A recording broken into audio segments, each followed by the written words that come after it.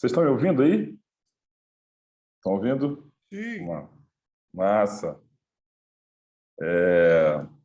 Para mim é um prazer estar aqui, não só estar aqui nesse momento do Encontro das Pretas, que é um momento muito especial aqui, e o Estudo das Pretas ele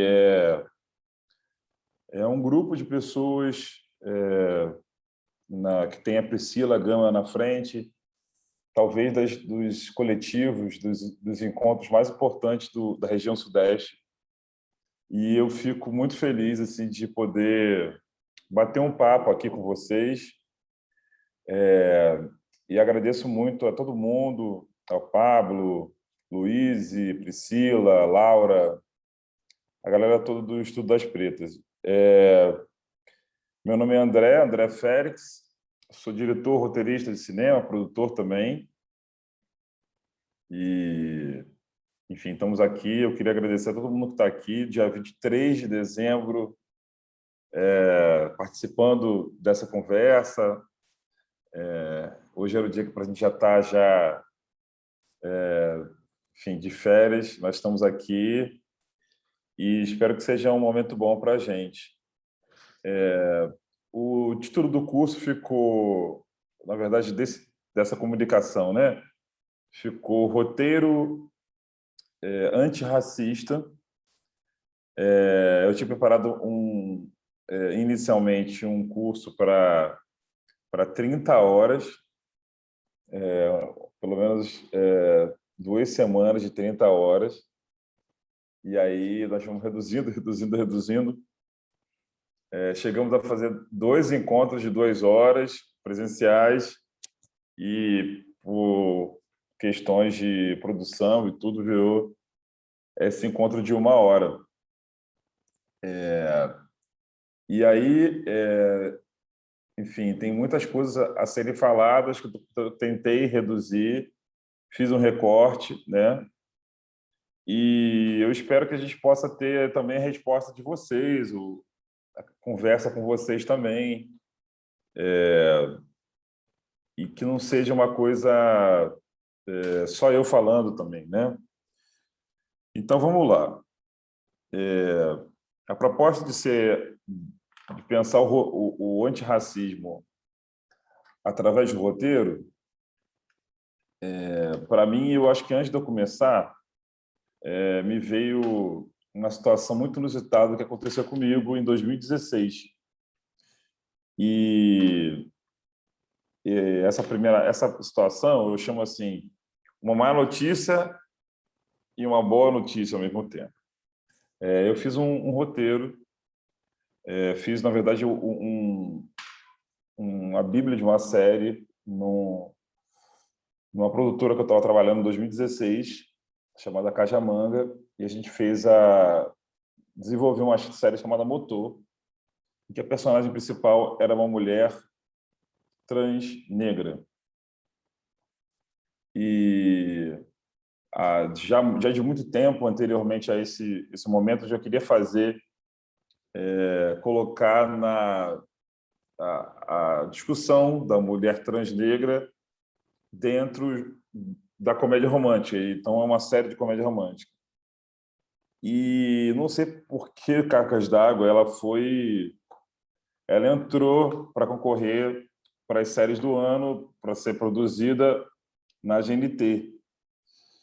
E na reunião nós fizemos 3 pitchings, e aí no pitching mesmo para um dos executivos do canal, a gente explicou como é que era a série. Ela era uma mulher trans, negra, artista e também atriz, fazia teatro e performance. Enfim, tinha um jogo que ela ia doar 24 horas do tempo dela para alguém, num tipo de amigo X e tal. E aí essa pessoa iria, no decorrer da série, se apaixonar por essa mulher. E aí, no GNT, acabou de falar, todos gostaram, assim, muitas perguntas e tal. E aí o chefe lá falou assim, vem cá, você vocês botaram aqui o valor de produção e tal, achei ok, mas eu queria perguntar para vocês o seguinte, ela já é mulher, já é trans, e ela tem que ser negra? Porque a gente... Aí ele foi apresentando números, né? Se a gente faz um personagem mulher, já cai um tanto de consumo. Se a gente faz um personagem trans, já cai um tanto. Se treina a personagem negra ainda, cai mais um tanto do sharing. Nunca vou me esquecer dessa palavra. E minha vontade foi virar a mesa na cara dele e não explicar nada. E eu dei uma explicação de que a gente precisava... Esse roteiro, essa história, era sobre a gente testar os limites de como a gente podia pensar o amor, né? E se ele acreditava que qualquer pessoa podia se apaixonar por qualquer pessoa, sim. Então, e aí meio que passou, não rolou muito bem. E o inusitado é que ele saiu daquela reunião naquele dia e morreu. Teve um infarto e morreu. O que não tem muito a ver com o nosso curso, mas o que eu falo dessa história é que em 2016 ali, mesmo com todas as discussões sobre a questão de gênero e a questão racial, existia ainda um chefe de canal, um executivo de canal, que achava que misturar várias pautas,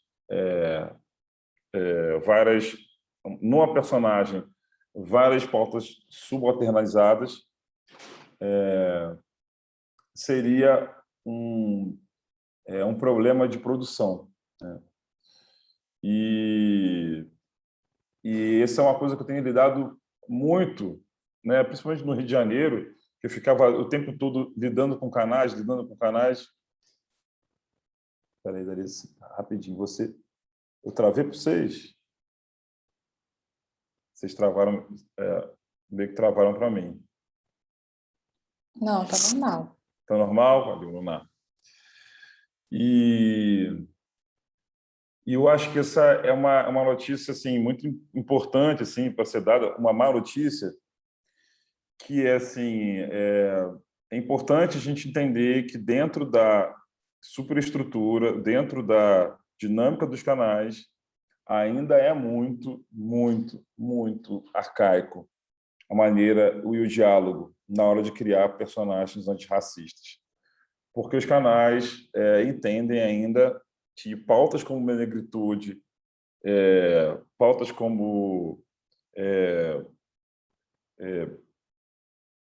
transexualidade, pautas como feminismo, elas são são pautas que vão tirar dinheiro do canal, sabe? Vai afastar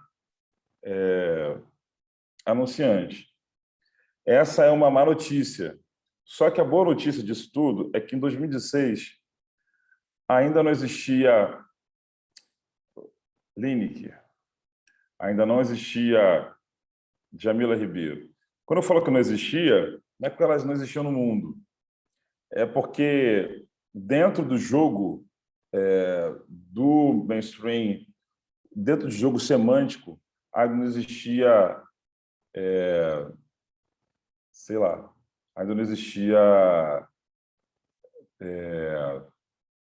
Camila de Lucas, ainda não existia Gabi de Pretas, ainda não existia Majur. E nós estamos aqui falando sobre antirracismo em 2021, e a boa notícia é que de lá para cá nós conseguimos estabelecer uma virada no campo semântico. E aí, assim, me interessa falar um pouco sobre qual a importância do antirracismo e como se constrói, e como nós temos construído, outros roteiristas do mundo inteiro, um campo de um campo, uma plataforma, tanto na dramaturgia como no personagem, que as coisas que eu vou conseguir falar hoje, eu vou tentar fazer um paralelo histórico, né? Traçar um arco histórico para a gente pensar isso, né? Para pensar como construir uma história antirracista. Eu acho que primeiro é importante falar que o antirracismo é um dos pilares da luta decolonial. Ou seja, o racismo, fazendo o caminho contrário, ele é uma tecnologia fundamental para a construção de uma narrativa colonial, que é o que nos interessa, né? Ou seja, a gente, no momento em que o cinema surgiu, ele surge num momento em que os povos estavam assim, surge 7 anos depois da abolição da escravatura no Brasil, ou seja, o cinema, o marco zero dele, em 1895, 7 anos após a abolição da escravatura. Então, existia ainda muito, como plataforma de mainstream, um tipo de relação, o status racial, naquele momento, ele escoaria muito facilmente para o cinema, né? E quando nós pensamos que os elementos, os operadores que constroem esse dispositivo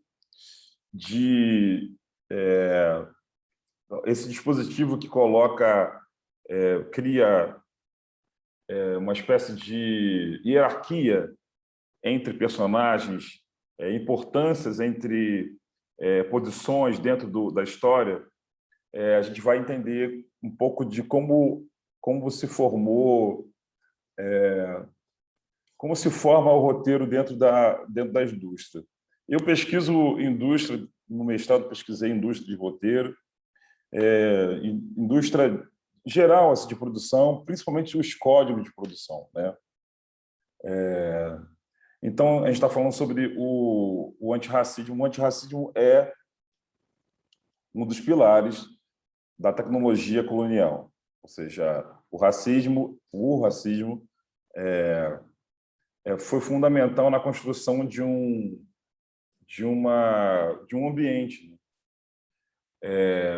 E interessante pensar que o roteiro, a ideia de roteiro surgiu a partir do cinema narrativo, cinema de ficção, né? Quando a máfia começou a tomar conta da indústria e os primeiros roteiros surgiram, eles eram documentos muito parecidos com os documentos de cobrança dos mafiosos, ou seja, aquelas pessoas que precisavam ser cobradas, existia uma rota que eles escreviam em qualquer série de máfia. Se você vê Sopranos, você pega o cobrador da máfia, ele vai de casa em casa, e nessa rota, cada lugar que ele vai tem um valor que ele tem que cobrar. Então, assim, você vai na casa do Rodrigo, depois vai na casa do Diego. Na casa do Rodrigo, você vai cobrar R$ 100. Na casa do Diego, você vai cobrar R$ 1.000. O roteiro de cinema, ele nasce mais ou menos desse documento. Ou seja, quantas vezes as pessoas... era preciso contar quantas vezes um personagem falava, e isso, a contagem daria o salário do ator. Ou seja, se ele fala 16 vezes no roteiro, o salário dele vai ter um piso comum, e quanto mais ele fala no roteiro, mais ele recebe. Quem menos falar, menos recebe. E aí, então, a construção do roteiro, essa coisa de tecnologia colonial mais máfia italiana, faz com que a gente comece a pensar que estabelecer alguns laços, né? Estabelecer alguns laços. Então, quando a gente começa a entender que no momento que se escreve um roteiro, se constrói uma história e se escreve um roteiro, nós estamos distribuindo papéis, né? Nós estamos distribuindo papéis, e aqueles papéis têm a ver com dinheiro e tem a ver com quem é mais importante, quem tem mais fala, quem tem menos fala, quais são os cenários que vão acontecer, que vão estar sendo produzidos, quais cenários vão estar sendo menos produzidos. Então, tem uma distribuição de lugares, né? Acho que sempre o roteiro sempre tratou um pouco disso, de distribuição de lugares. E aí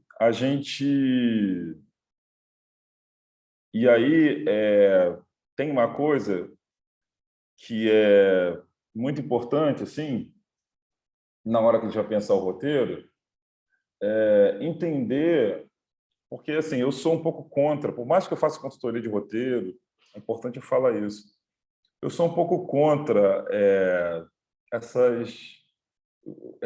esses alguns laboratórios de script doctor. O que é o script doctor? É aquele cara que está ali, seria um doutor do script, ou seja, aquele cara que está ali para curar o script, para fazer e consertar o seu roteiro, né? E eu sou um pouco contra isso. Tem um conceito dentro disso que norteia muita gente, chamado storytelling, que é uma coisa muito antiga, assim, vem antes do cinema, o storytelling. Ele é um tipo de coisa que vem da época do folhetim, né, da literatura de jornal, que são técnicas, né, e que o jornalismo também se utiliza disso, técnicas de contar história, de contação de história, né? É claro que isso se sofisticou. Hoje nós temos algumas ferramentas como o Beat Sheet, né, que tem como diferencial a contagem do tempo, a contagem, ou seja, ele coloca de uma maneira muito mais precisa do que outros métodos, pelo menos assim que eu vejo, a contagem do tempo em que as coisas acontecem durante o filme. Nós temos métodos como o sequence approach, que é do mainstream aí para escrita industrial, como eu chamo, é um método, enfim, bem famoso. Mas eu queria relacionar esses métodos de contar a história, com uma ideia de universalismo. Ou seja, me parece que tem para todos eles, o calcanhar de Aquiles é a ideia de universalismo. E o que é o universalismo, né? É a ideia nociva, perversa, de que o homem branco heterossexual do norte, seja americano ou seja europeu, ele pode representar todas as outras manifestações, tanto de gênero, quanto de raça, quanto de orientação sexual, quanto de, enfim, histórica. Ou seja, essa ideia de universalismo, ela vem junto com uma ideia de terra incognita, que é quando pessoas brancas chegavam numa terra que não era Europa, que não era Estados Unidos, por exemplo, Brasil, e eles cravavam uma cruz e diziam: aqui começa a história, né? E essa é um outro pilar da tecnologia colonial, que faz com que o universal, a ideia de universalismo, ou seja, aquele que fala por todos, que representa todos,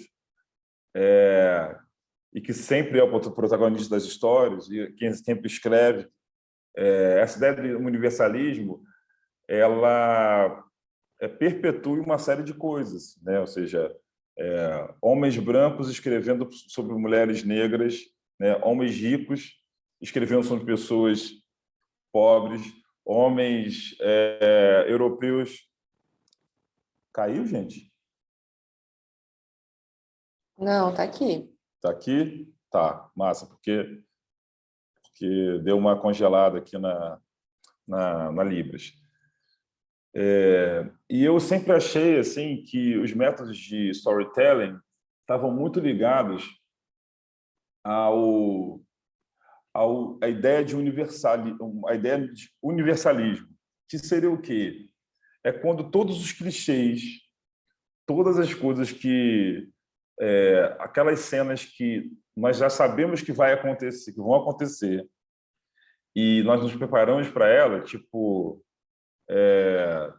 quando existe um homem andando na rua e existe um carro correndo, passando por cima de tudo, e aí a gente vê uma montagem paralela do homem comprando um salgado e o carro vem. Então, a montagem paralela, ela, na minha maneira de conceber, ela já nasce de um conceito universalista. Ou seja, o homem branco ele não tem pressupostos para ser perseguido.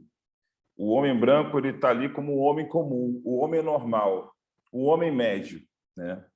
Então, a partir do momento que nós criamos métodos de contar a história a partir do homem médio, branco, comum, americano, europeu, com certeza esses métodos, essas ferramentas vão estar contaminadas por isso, né?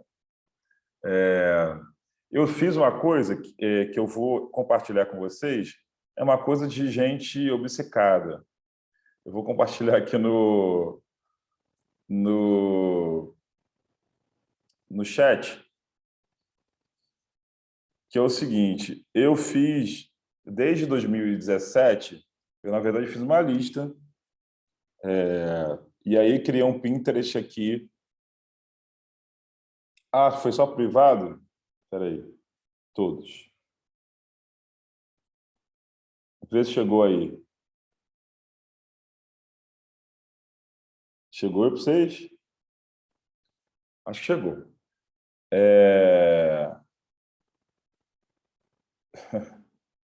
Massa. E essa lista é o seguinte, são 80 filmes produzidos entre 2017 e 2020.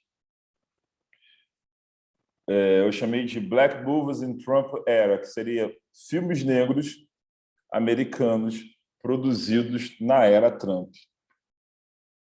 90% desses filmes são dirigidos e escritos por pessoas pretas. Alguns são co-dirigidos, é um preto com uma pessoa branca, ou é co-escrito também, mas sempre tem alguém preto na gestão. Se não é o diretor preto, é o roteirista preto, se não é o roteirista, enfim. Mas a maioria são filmes escritos e dirigidos por pessoas pretas.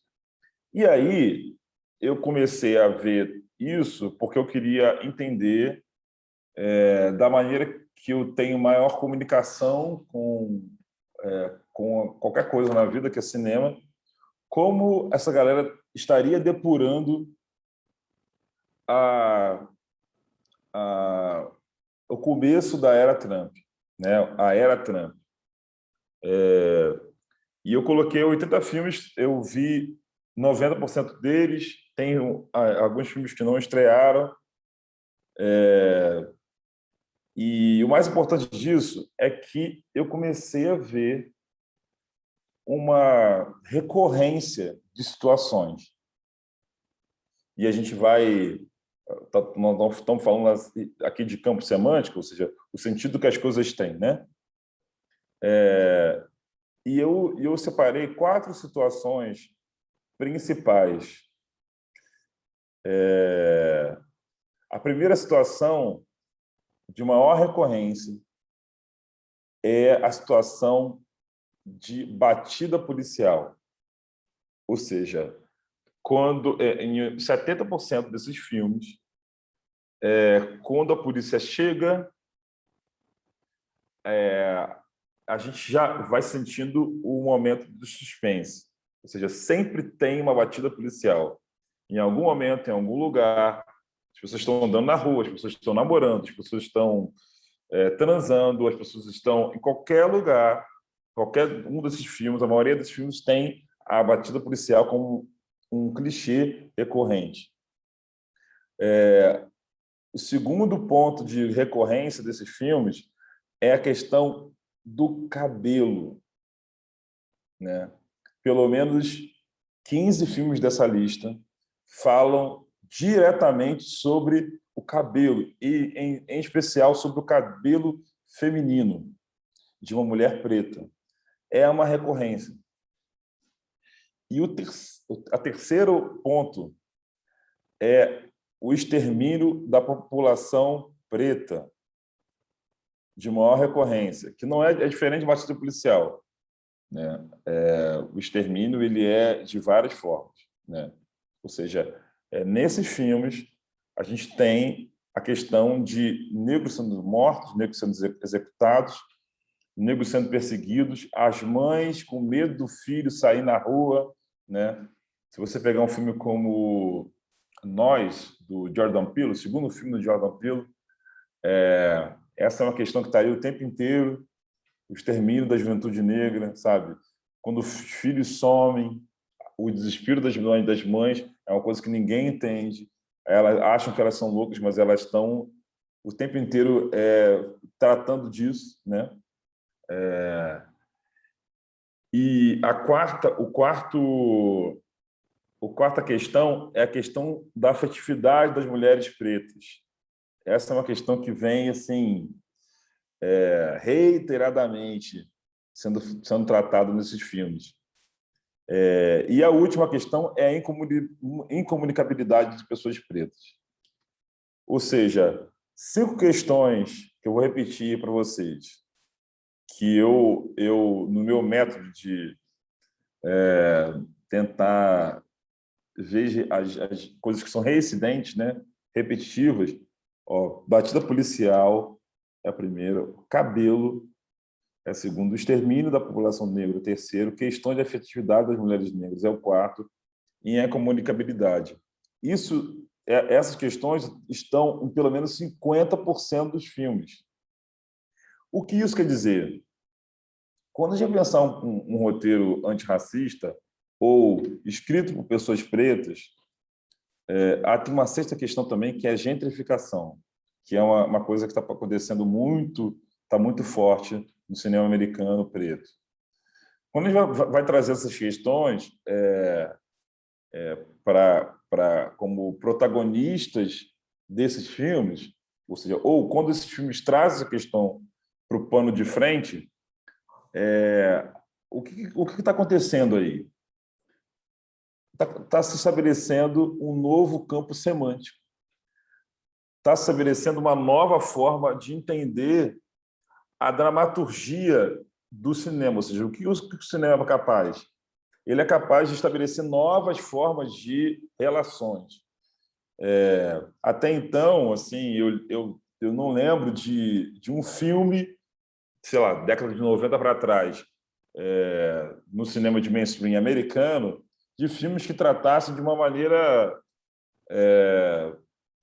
de escrita industrial, de massa, a questão do cabelo.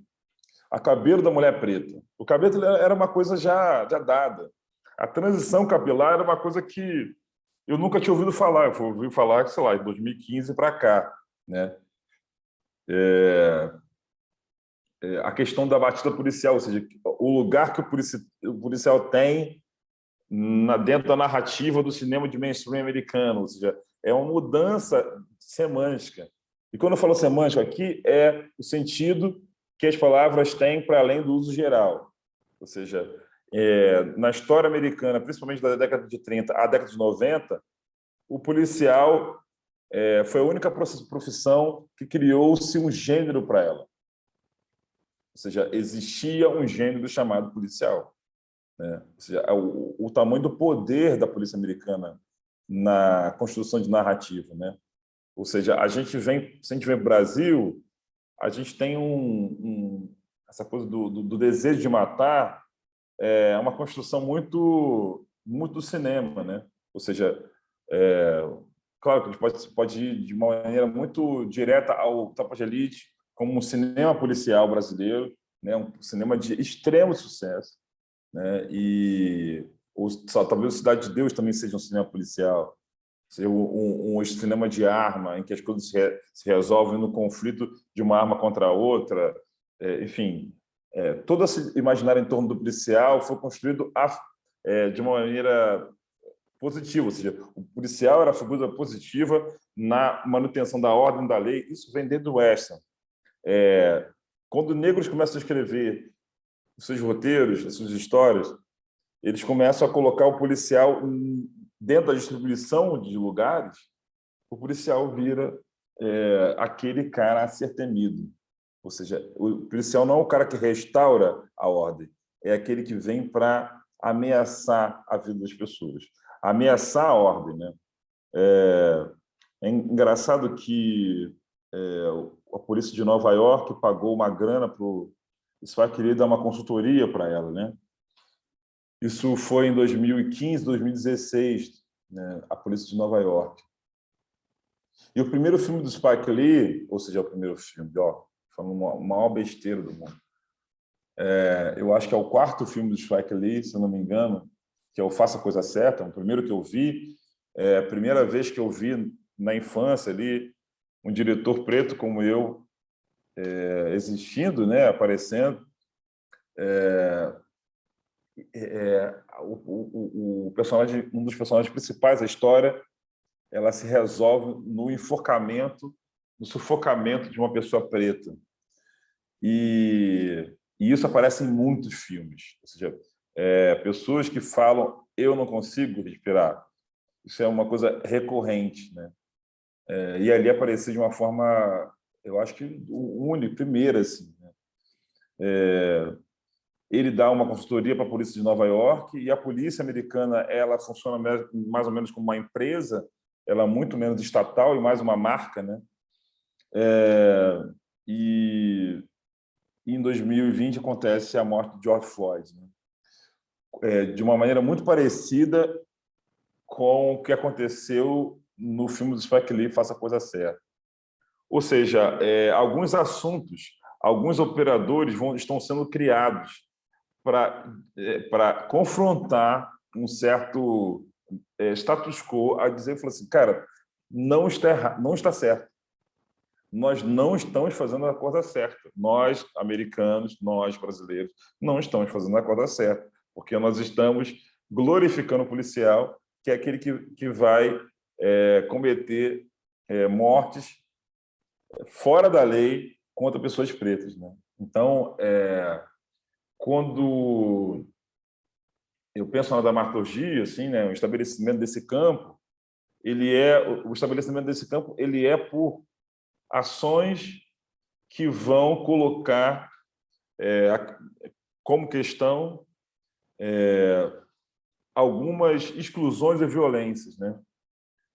Tem uma coisa que tem aqui que a gente chama de bossa nova, que tentou reeditar uma era de ouro que os americanos tiveram nos anos 50, né?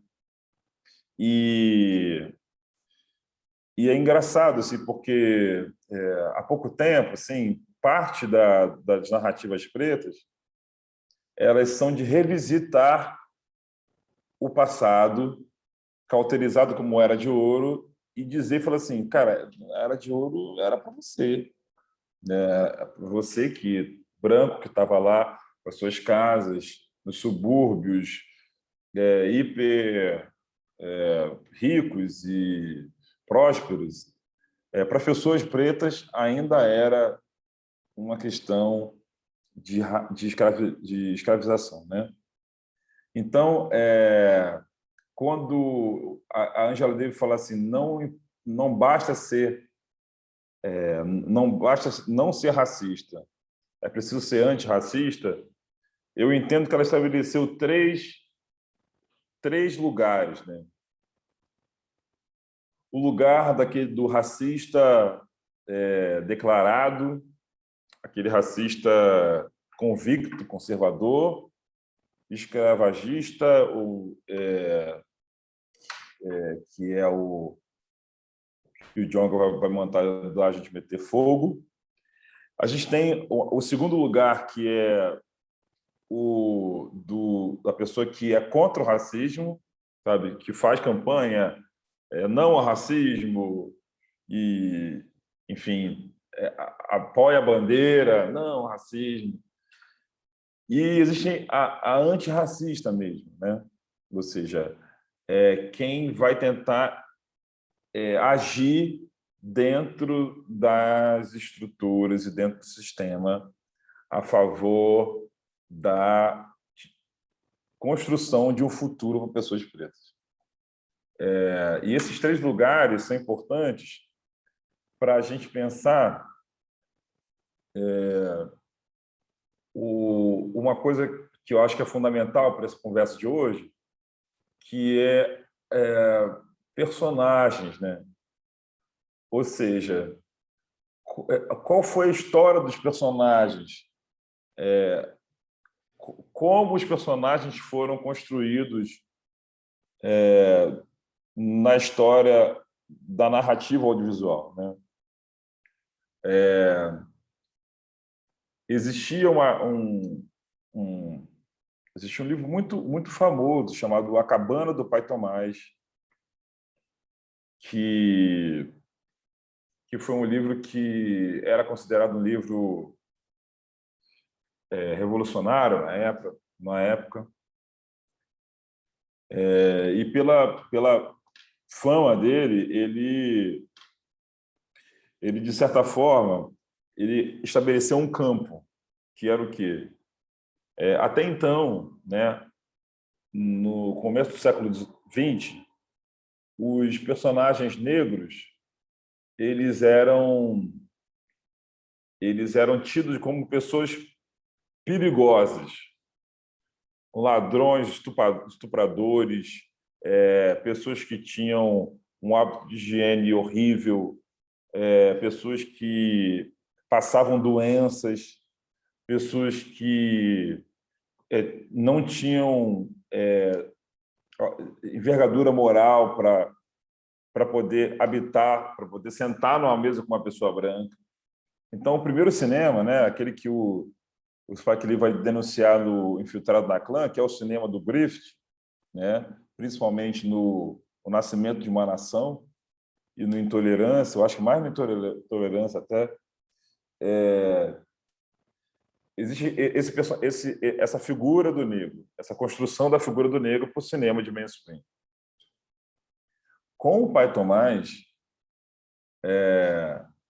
o que chamou Uncle Tom, começa a aparecer, e aí a gente está falando de indústria, de escrita industrial, a gente não está falando dos cineastas pretos experimentais lá do começo do século, a gente está falando de construção de imaginário popular, né, e de massa. Aqueles primeiros, na hora que começou a se estabelecer um lugar, né, uma construção industrial, e eles viram que esse preto demônio, mais próximo do demônio, da doença, do mal, era preciso ele ser sofisticado. E o Uncle Tom é esse preto velho, já um pouco debilitado de saúde, né? Manca de uma perna, usa bengala, esse preto assexuado, confiável, que faz tudo pelo seu patrão, que é bem-humorado, que nunca nenhuma adversidade deixa ele mal. E, no fim das contas, ele quase vira um pai do seu patrãozinho branco, né? Ele ensina sabedorias, ele fala sobre a natureza. Então, esse personagem ele começou a ganhar lugar na construção industrial de cinema, né? E ele meio que moldou uma série de negros, né? Uma série de imaginário em torno dos negros, né? E é engraçado imaginar que A versão feminina do Uncle Tom é uma coisa que algumas pessoas chamam de mommy, que é aquela preta, gorda, que anda sempre com um lenço na cabeça, que cozinha, que conta histórias, que coloca as pessoas para dormir, que sempre se preocupa com o dono branco, o filho do dono branco, o patrãozinho, que cozinha bem, que está sempre no imaginário das pessoas, para sempre, a comida que ela fazia, ninguém faz comida. E aí é interessante imaginar que, em 1939, o primeiro Oscar dado para uma pessoa preta foi para Hattie McDaniel, que fazia a personagem Mami de E o Vento Levou. Ela ganhou o meu Oscar de melhor atriz coadjuvante. Ali, no Oscar da Hattie, se estabeleceu todo um campo de representação para pessoas pretas. Ou seja, pessoas pretas já não eram lixo, já não eram o satanás, já não eram perigosas. Pessoas pretas podiam estar na sua casa. Pessoas pretas eram carinhosas, pessoas pretas eram legais, eram fofinhas. Elas podiam estar junto com o seu cachorrinho de pelúcia. E aí o tempo foi passando e a indústria foi sofisticando. E existia, além desses dois, um outro papel muito estranho que aparecia, que era o do Coon. O Coon era tipo uma corruptória de raccoon, que é guaxinim. Mas, na verdade, ele era um homem, o corpo de homem e cabeça de menino. Um preto que tinha um corpo de homem, trabalhava como homem, mas ele tinha a cabeça de menino. Ele falava engraçado, ele fazia piada que ninguém ria, ele era uma figura que não era respeitada como homem, porque ele tinha a cabeça de menino. Né? E, por exemplo, no Brasil, a gente teve um com clássico, que era o Tião Macalé. Tião Macalé, ele era um homem velho até, mas ele tinha a cabeça de menino. Né? E aí a gente pode pensar em vários personagens que a gente viu, ou na Praça é Nossa, ou nos Trapalhões, ou em diversos programas de humor, desse com. Essa é uma representação que tem uma repetição muito grande. Né? E depois da década de 60, essas representações foram se alargando. Né? O primeiro Oscar para papel principal foi dado ao Sidney Poitier, o Adivinhe Quem Vem para o Jantar, se eu não me engano, que aí ele já começava a tensionar a questão da representação do negro. Só que, naquele momento, existia uma relação interracial. Ele tensionava a questão do posicionamento do negro, ele era um cara, se não me engano, advogado ou médico, bem posicionado, e chegava na família da namorada dele, ia jantar, e a família ficava meio assim. Então, ele meio que era um momento denunciatório, né, de algumas questões, né, mas ainda ele não denunciava a questão interracial. Né. E é engraçado pensar que o primeiro filme da era Trump, que abre as portas para o novo cinema negro, assim como eu entendo, que é o Get Out, é quase como uma releitura do Adivinhe Quem Vem para o Jantar. Mas na década de 60 começam a aparecer personagens negros fortes, personagens negros politizados, que se revoltavam contra... Era o negro trágico, né? Foi uma outra representação, o negro trágico, aquele que não aceitava calado as injustiças. Fazendo um pulo para a década de 90, aparecia os negros começaram a ser os melhores amigos dos personagens principais. Ou seja, eram negros que tinham a mesma condição financeira, as mesmas roupas, tinham acesso às mesmas festas, estudaram nas mesmas faculdades, mas eles não eram principais. A função deles é estar ali como amigo de pessoas.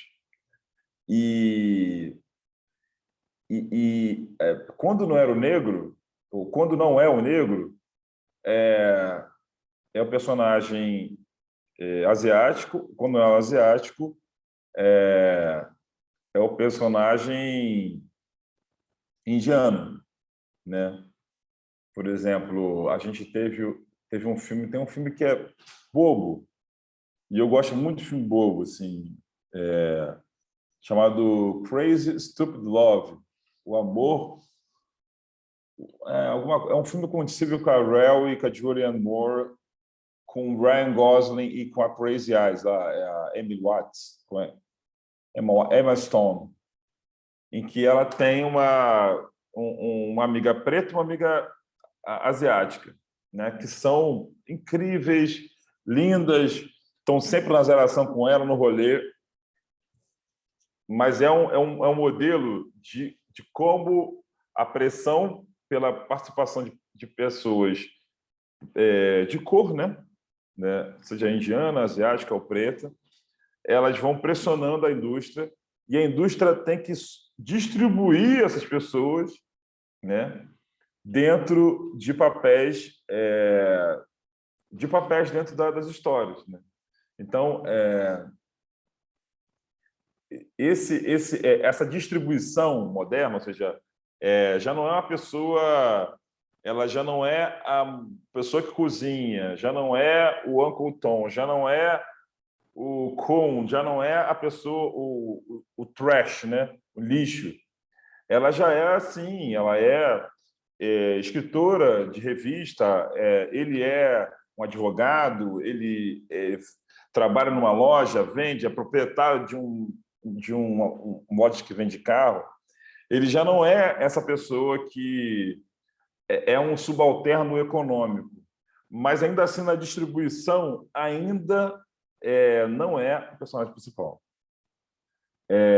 Eu imagino assim que quando a indústria começa a pensar que sim, nós temos que contratar pessoas pretas, nós temos que contratar pessoas pretas para fazer o nosso rolê. Vamos lá, vamos contratar, vamos distribuir aqui. Esse afã de reconhecer que tem poucas pessoas pretas nos lugares é o afã daquela pessoa que não quer ser racista. Não vou ser racista, não. Vou dar emprego para todo mundo. Vou botar o preto como melhor amigo. Um cara vai ser... Não vou dar uma hora de colocar esse subalterno no filme. Os pretos não vão ser mais bandidos, os bandidos são os brancos. E ele começa a inverter algumas coisas para ele não ser acusado de racista. Mas essa pessoa não é antirracista. Porque o antirracismo tem a ver com a mudança de fato do lugar das posições dentro do campo semântico.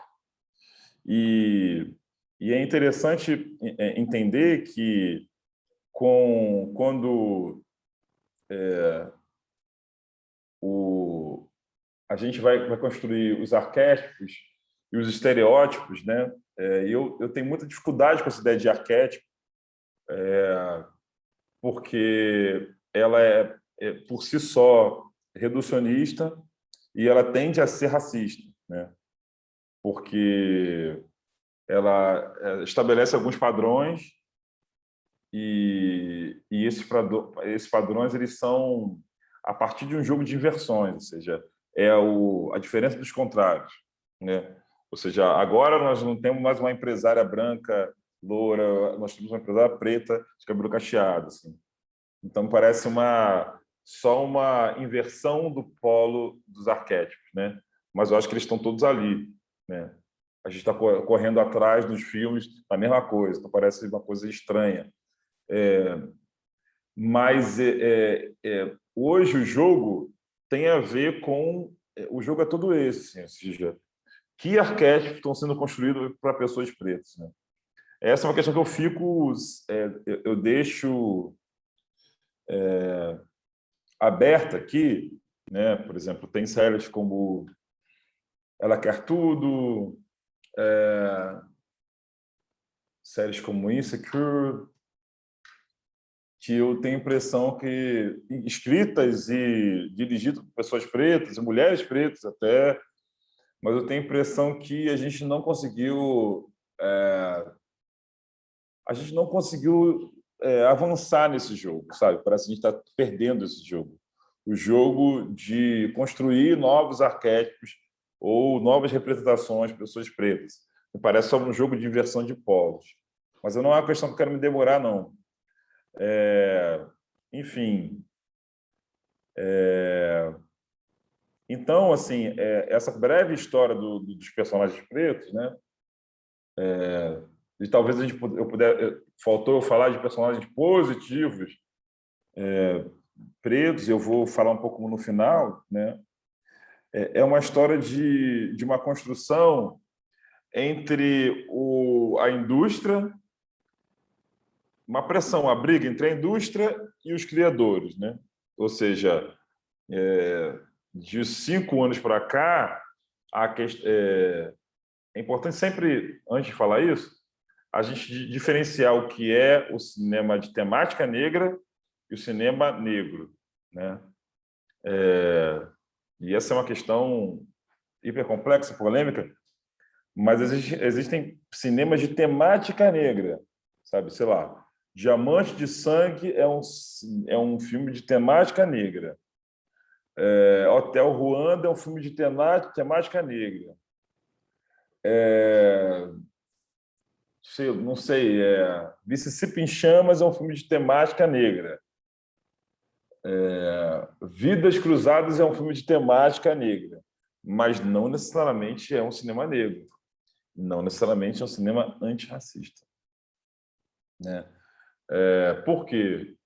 E por que eu falo isso? É porque eles constroem a temática negra ali, colocam a temática negra, mas eles trazem um personagem branco que emana de filmes de temática negra, que é o Branco Salvador. Aquele branco que uma hora vai ganhar consciência racial, de que é branco, e vai agir, às vezes até com a própria vida, em favor de pessoas pretas, né? Ou seja, filmes que têm o White Savior, o Salvador Branco, não são filmes de sistema negro. Eles são filmes de temática negra. Então, por isso que o filme do Tarantino lá, ai, caramba, o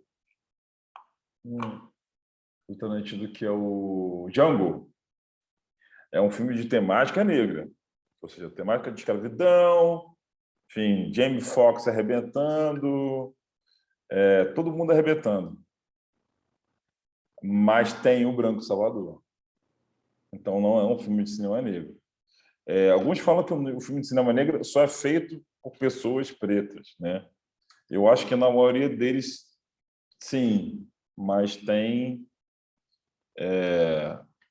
o filme da Raquel Berger com a Beatriz Nascimento, que é o Ori, que, na minha maneira de ver, é um filme de cinema negro, né? Então, deve ter... Tem algumas exceções, assim, né? Porque são pessoas brancas que se encontram com alguma coisa ali. Mas, em geral, eu acho que essa afirmação está correta, assim, né? Então, é importante eu falar isso, não acabar sem falar isso, né? E aí, enfim, eu estou falando para caramba, já tá quase na hora de terminar. Uma hora eu não consegui me organizar para fazer uma hora eu falar rápido as coisas. E aí eu queria falar um pouco sobre como eu trabalho na construção dos roteiros. E aí eu abro para perguntas rapidinho, para a gente ir proliferando essas questões que eu abri, e é mais um compartilhamento de perplexidades. Geralmente, quando eu trabalho, eu estou fazendo um roteiro agora, né? Estou fazendo 2 roteiros, na verdade, para escrever em edital. Eu trabalho com documentos, né? Para mim, o roteiro não é a obra em si. O roteiro é um documento sobre a obra. Repetir de novo, o roteiro não é a obra em si. O roteiro, ele é um documento sobre a obra. Então, por exemplo, eu não acho... não tem o prêmio de, sei lá, Oscar de roteiro sem a obra ser realizada. Tá vendo? Melhor roteiro original. Não vai para o roteiro, ele vai para o filme, né? Ou seja, não tem um roteiro. Existe uma parada nos Estados Unidos chamada Black Book, que todo ano sai e eles postam os 50 melhores roteiros a serem produzidos. Então, quem é produtor do mercado americano, eles ficam ligados nesses roteiros, porque 3 anos, 4 anos depois, quando eles forem produzidos, eles vão concorrer provavelmente a melhor roteiro. Mas, para mim, o roteiro é um documento. E o roteiro é um dos documentos. Eu trabalho com pelo menos 4 documentos até chegar ao roteiro. O primeiro, eu vou escrever aqui o nome das coisas no chat, tá?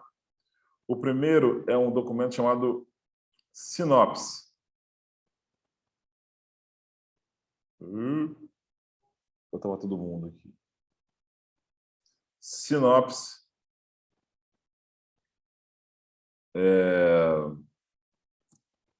E a sinopse, ela existe a sinopse curta e a sinopse longa. A sinopse, ela é um resumo de até 2 parágrafos da história do seu filme, né? Eu geralmente começo com a sinopse, porque com 2 parágrafos, até 2 parágrafos, é uma coisa que dá para eu entender melhor como é que é o filme, tudo, assim, sabe? Para mim mesmo. Da sinopse, eu parto para o argumento. O argumento, um bom argumento, ele é um argumento de... Para um longa-metragem, é um argumento de 10 laudas. Ou seja, você vai em 10 laudas, espaçamento 1,5, Times New Roman 12, você vai conseguir, com 10 laudas, contar de forma direta a história toda do seu filme. Assim como um conto, né? Um conto grande. Para curta, geralmente, a gente fica de 3 a 5 laudas. E esse é um documento para a banca digital, né? Muito, muito importante. E aí, do argumento, que é esse texto corrido, eu vou para a escaleta, que é um outro documento. A escaleta, ela já é uma coisa mais prática, assim, é uma divisão das sequências do filme. Você faz uma... Para cada sequência, você cria uma frase. E aí você geralmente usa um escaninho e vai, tipo assim, aqui atrás tem aqui algumas escaletas aqui, né? Você vai organizando onde entra cada sequência, né? Depois que você faz a escaleta, eu faço uma coisa que eu acho que quase ninguém faz, mas eu acho importante, eu faço uma logline antes de entrar no roteiro. Por que eu faço a logline? Porque no momento que começa a ver a escaleta, depois do argumento, na verdade, começa a ficar é muita coisa. E você começa a perder a noção sobre o que você está se comprometendo para fazer aquele filme. Então, por exemplo, tem um filme que vai rolar da Aretha Franklin, como é que que é o Respect. E aí é uma cinebiografia da Aretha Franklin e tal. A logline, que está no imdb.com, que é o Internet Movie Database, o base de dados de filmes maior do mundo, ela está assim: a história de vida da lendária cantora de R&B, Aretha Franklin. Ou seja, a logline é uma linha, é uma frase, sabe? E a logline é aquilo que faz você vender o filme. Ou seja, ajuda no pitching, ajuda na defesa oral. Ou seja, você vai falar assim, cara, eu vim aqui fazer isso aqui. Eu vim aqui para contar a história da Aretha Franklin, a cantora de R&B famosa, a Aretha Franklin. Eu não vim aqui contar sobre... a coisa principal não é a luta pelos direitos civis na década de 60. A luta principal não é sobre se ela namorou com... Não, a história que eu vou contar é da diva de R&B, Aretha Franklin.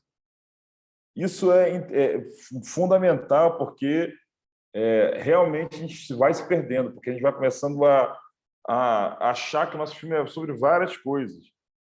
Mas é uma coisa que eu sempre acho maneira, assim, sempre tenha alguma fidelidade com o sentimento que te fez escrever aquele roteiro, né? E a gente está falando aqui hoje, porque o tempo é muito curto, sobre esse tipo de roteiro de ficção.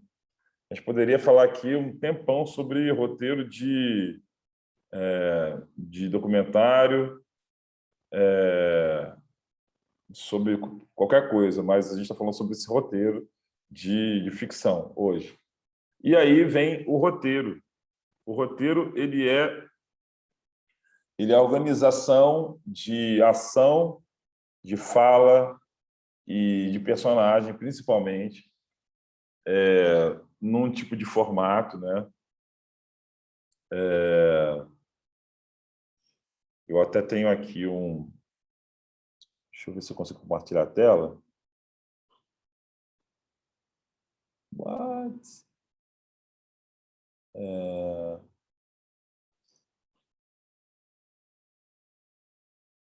Não consigo. iPhone via umas coisas estranhas aqui.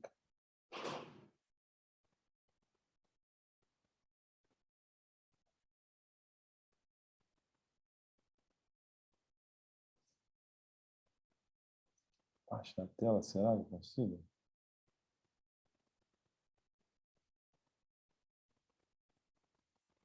Ih, não, tá dando uma coisa estranha. Alguém aqui das pretas sabe como é que eu faço isso aqui? Se alguém tem que me liberar aqui.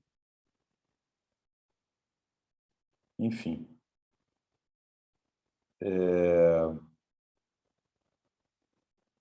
Sou com o anfitrião agora. Massa.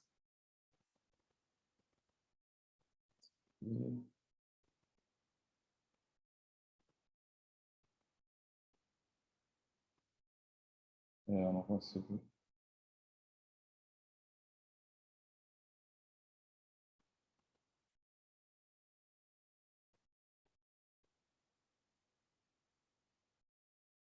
Será que é isso aqui?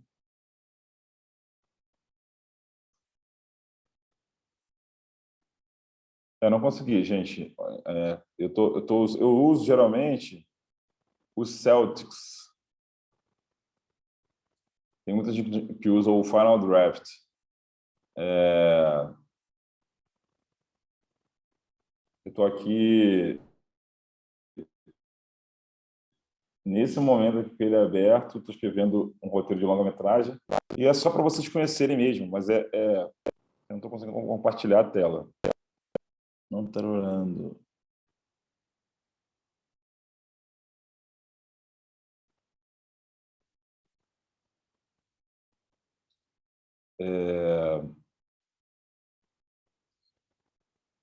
E aí, gente, é isso. São 8h10.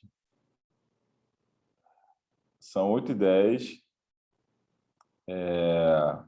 Me deram até 1 hora só falar. E eu queria ouvir vocês, assim, né? A gente já falou alguma coisa, mas eu acho que eu queria ouvir um pouco como vocês estão sentindo, abrir para perguntas, enfim. É estranho falar, ainda bem que tem a Camila aqui comigo, mas eu ainda fico estranho essa coisa de não ter ninguém aparecendo. Então, não sei se a pessoa está aí, se a pessoa deixou gravando, enfim. Se alguém quiser falar alguma coisa, a hora é agora.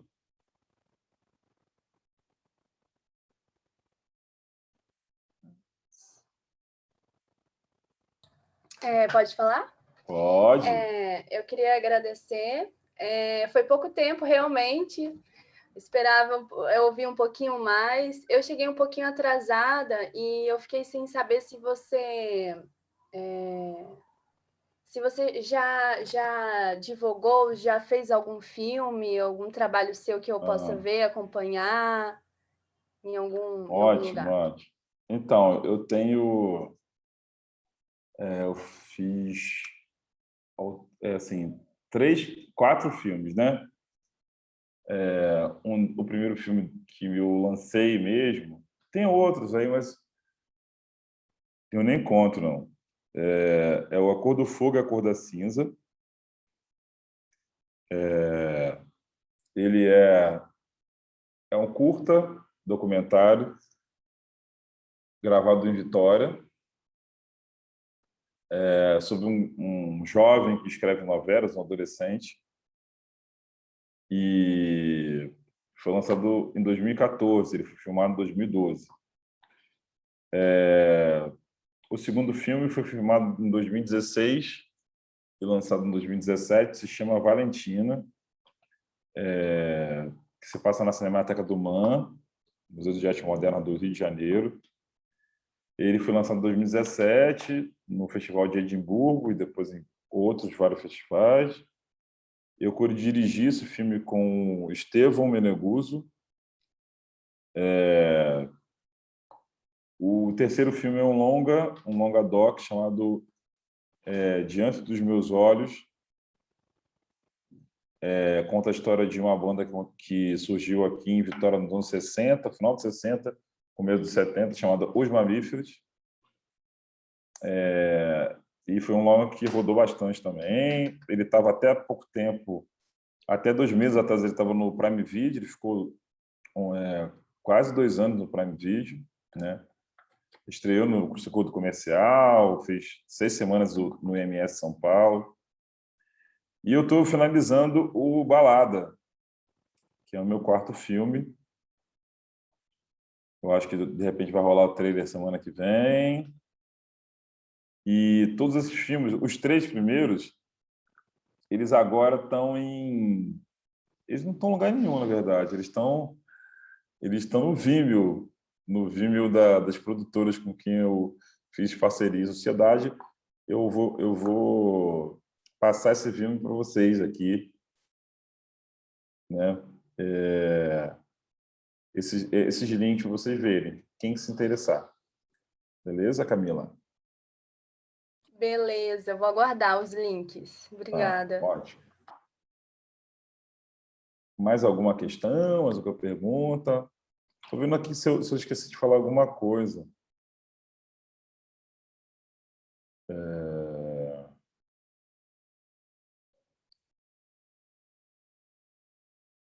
Eu queria indicar para vocês umas coisas.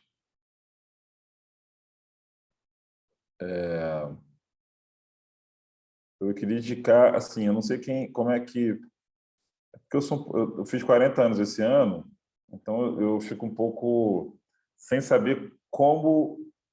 porque eu sou um pouco mais velho, eu preciso saber como as pessoas estão consumindo filmes, né? Na minha época, chegou o momento de dizer isso, né?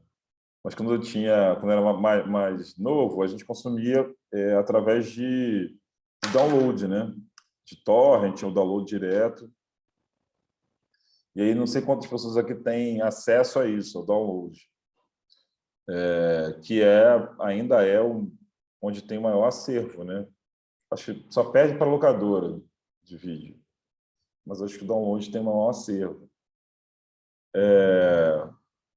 Então, não sei, assim, esse Pinterest que eu compartilhei aqui no chat, que está dentro do meu Pinterest e tal, podem entrar e podem usar. São filmes bem interessantes, assim, né, do cinema negro, que estão estabelecendo um novo campo, assim, de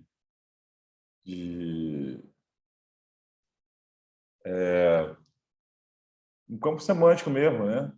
Uma nova aliança. Mas eu queria indicar algumas coisas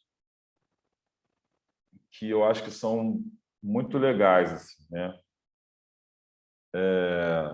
Eu queria indicar uma série de um cara chamado Terence Nance, eu vou escrever aqui, chamada Random Acts of Flyness.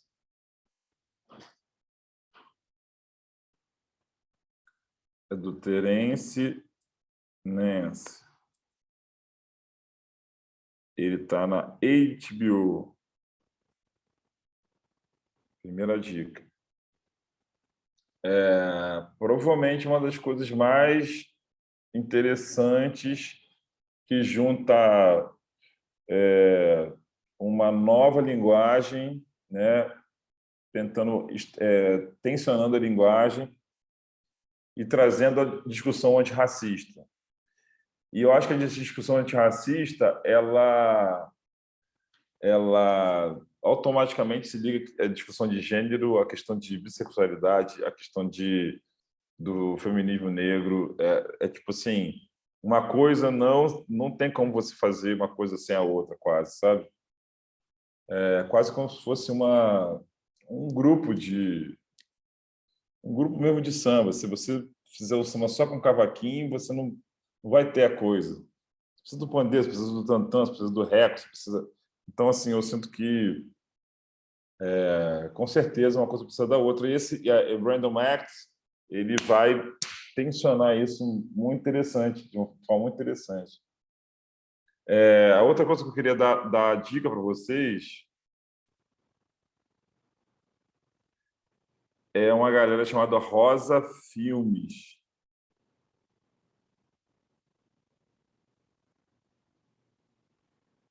É uma galera que vem da faculdade Universidade Federal do Recôncavo Baiano. E, assim, eles fizeram... Acho que estão indo para o 5º ou 6º filme, né? Eles são... interessante porque é um homem branco e uma mulher preta, né? O Ari Rosa e a Glenda Nicásio. E eles estabeleceram no cinema brasileiro hoje um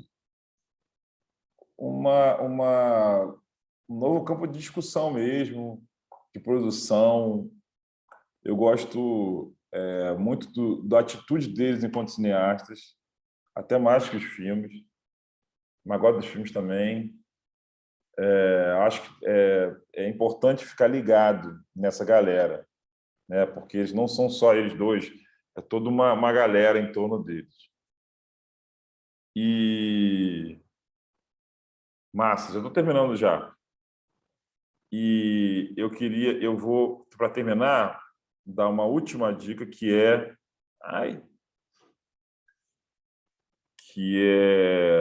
Losing Ground, da Kathleen Collins.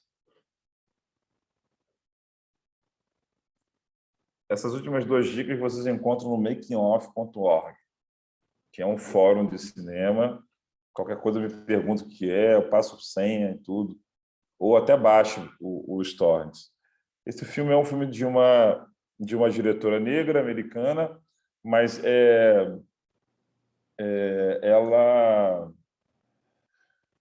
ela faz parte de uma geração toda. Então, tem Bill Duke, uma galera, uma geração toda em torno dela. Mas esse filme é um dos melhores. E massa, massa. Beijo, Marisa. E ela morreu sem ver esse filme ser finalizado. Kathleen Collins. A filha dela, depois de 30 anos, finalizou. Gente, vamos ter que terminar porque vai ter outra oficina. Obrigado. Obrigado das pretas. Obrigado, Camila. Obrigado a vocês. Estou aí no Instagram, André Félix. Qualquer coisa, chama nós. Tá bom? Beijo. Obrigado, André, pela presença. Obrigado, Camila. Oi, só um momento.